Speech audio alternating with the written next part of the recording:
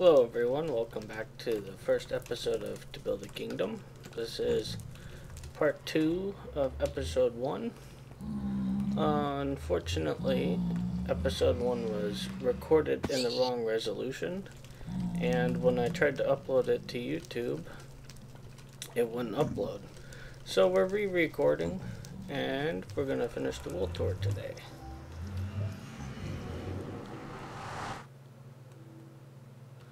So this is the Infernal Temple. It's a nether themed area in the overworld.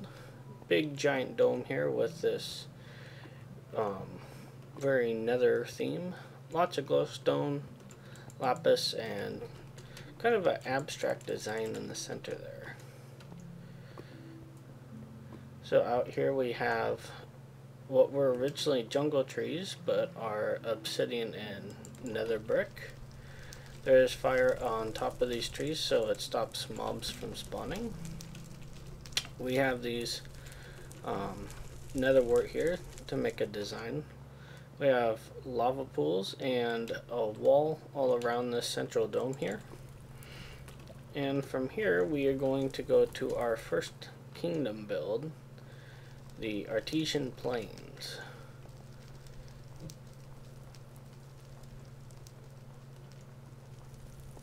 Alright, almost there. Oops. And there it is. So this is the outer wall to the Artesian Plains. It's a mix of a medieval and fantasy design.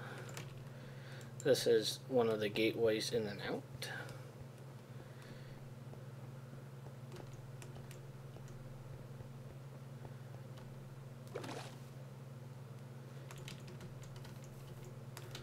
These towers are not completely finished yet. We still need to work some on the inside, but they're about 80% complete.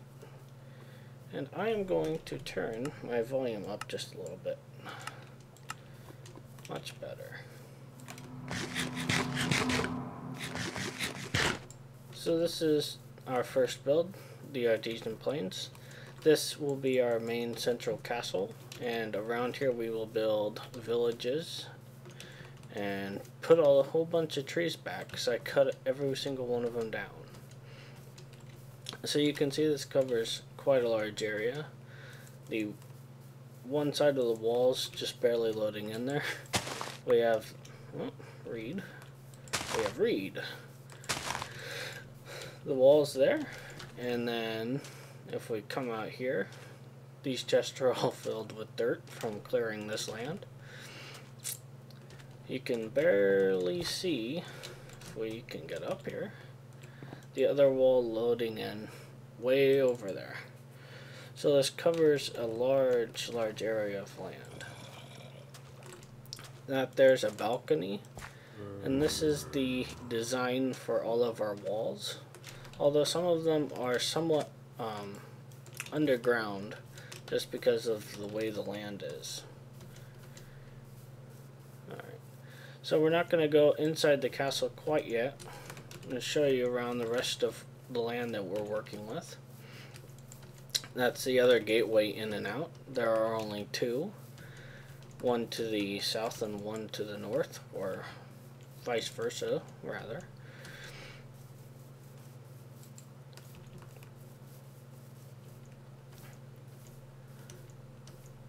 Sneak peek on what's on the inside. This is our grand hall, and that over there is a library.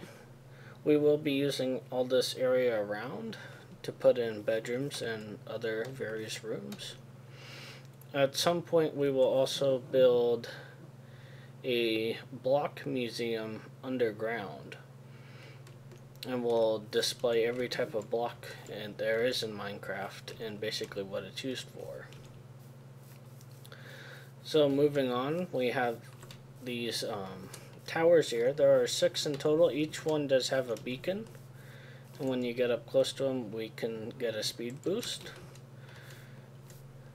They're not the full-size beacon, unfortunately. I didn't have quite enough iron to make the 4 tall pyramid shapes.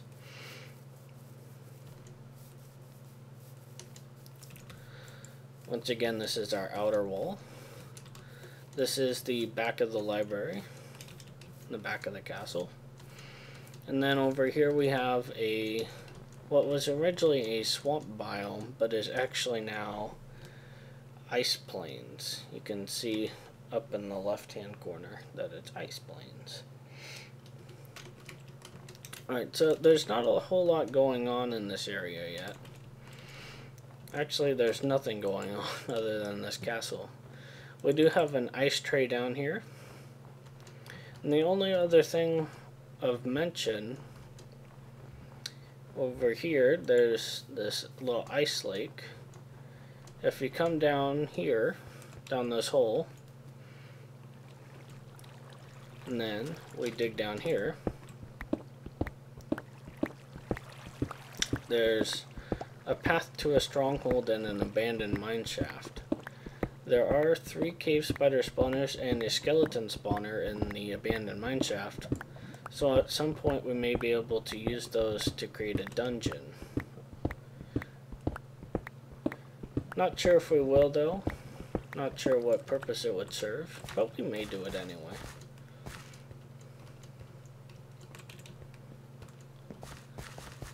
So there's one of the cave spider spawners there, and if we come down this pathway here, there's 2 and 3, and then if we continue on this direction, the skeleton spawner is right here.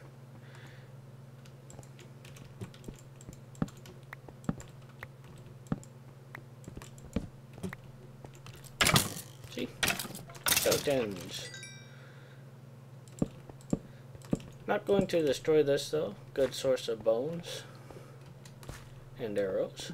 Mainly bones. Don't really use the arrows. So continuing on this way, we're going to come out to a stronghold, which I've mined a fair bit of. I've collected some of the mossy stone bricks and cracked stone bricks. I haven't been able to find an end portal though.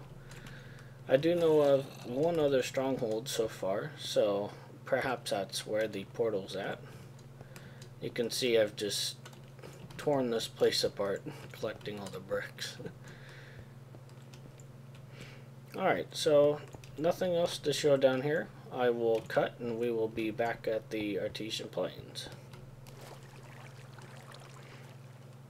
Alright, we are back at the plains. It is nighttime, and I unfortunately don't... Oh, I do have my bed, so that's good. We'll sleep really quick. That way it'd stay. And then we'll go check out the castle. So this castle is it's either 140 blocks or 160 blocks wide by 100 long. This back library is 60 by 60 blocks wide. Each one of these towers is 21 blocks across, and they're about 50 tall. Each one of these towers out here is 35 blocks tall, I believe. There is one that I accidentally built taller than the other, but I don't have any plans on shortening it because you honestly can't tell until you get really up close to it. So this is our central hall, mainly just a walkway. There is this pond down here. I need to fill in the rest of it with sandstone. That's why I have that on me. This is a glass texture. If you are familiar with the Summerfields texture pack, this may look familiar. I did change it to be green instead of black. It frankly looks better, in my opinion anyway. So we have this sort of waterfall with leaves on the side design, mimicked down in the bottom. So that's kind of why there's a pool of water. That's the other side of the balcony, or the inside rather. And then we will go to our library. Now I've almost finished all the work on this central hall. At some point though, I may do a tutorial on how you build one section of this wall. You can see it's all sectioned off. It's just a pattern that's repeated, so at some point we can do a tutorial if you guys would like one. So this is the library. It's still heavily a work in progress. Bookshelf design, once again we have lots of leaves and these cobblestone walls. In wall lighting, and then there's actually pistons just below with glowstone, and that adds some ambient lighting around the front when the roof will be completely done, because it'll be quite dark in here. Enchantment table here. There is glowstone underneath it, so this does light up at night. Kind of adds some more ambient lighting. Tree in the middle there. It is an off-centered tree, unfortunately. I originally built this room wrong. The dimensions were wrong. We have the checkered plus sign pattern again. And then eventually we'll put bookshelves down there. And then in these corners here we will also have seating areas back there too. And then in these towers, eventually we'll build a walkway up to the second story of this castle, and we'll also connect a walkway down for any underground building that we do. So that's all we have going at the moment for the castle. There is one last area in my world that I'd like to show you. However, I need to go all the way back to Woodbrim to get there. So I'm going to cut from here and we will be back at Woodbrim. Alright, so we're almost back at Woodbrim.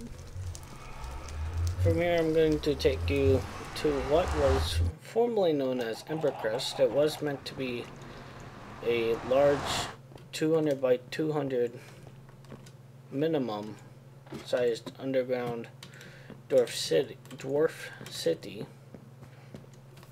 Unfortunately, I started mining the area bottom up. If you ever want to mine out a very large area underground, do it top down. It's a lot easier to mine that way. I don't have a minecart there, so unfortunately we'll have to take the minecart system back. So I will cut and then we will be all the way at Woodbrim. Or not Woodbrim, Embercrest. What was known as Embercrest, rather. Now I refer to it as the mines.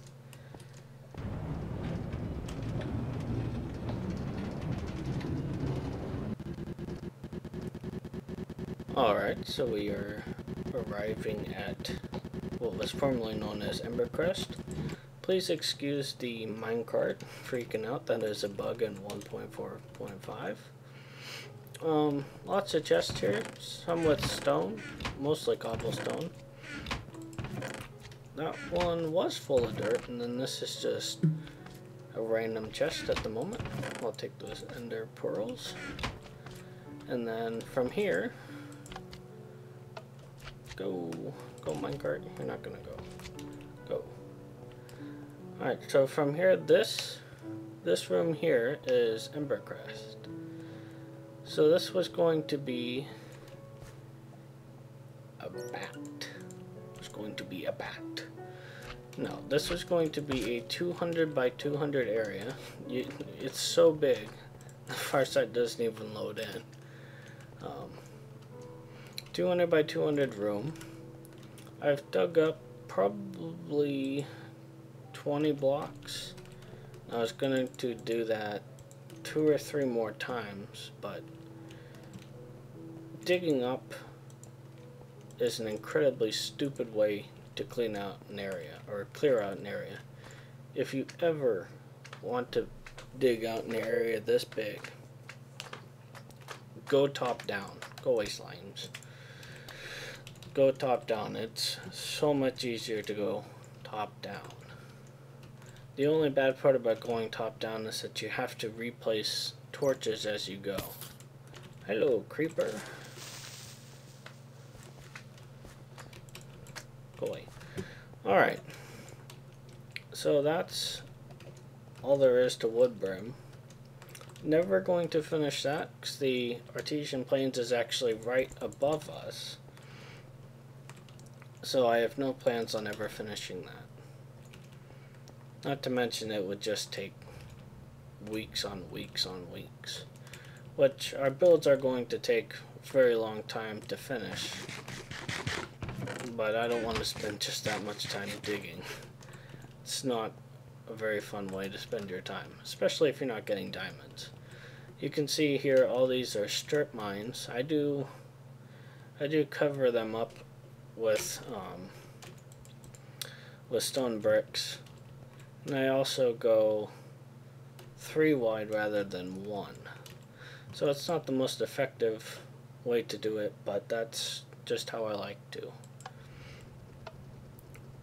So one last area I'm going to show you. Outside of our spawn village, Shireling City, I've been working a little bit in the desert to fix all of the Endermen that have slowly destroyed the desert. I've started working on that, and that's probably what I'll do over the next week when I'm not recording. So at some point we will take that area and turn it into a desert village / oasis. So that'll be one of our projects at some point. But I will cut and then we will be there. We're almost there. You can see here, if you follow these 2 pillars, this will take us towards our spawn city. And over there is the desert. But I'm not going to show you it. You'll have to come back another day to see it. So, thank you all for watching, and I'll see you next time.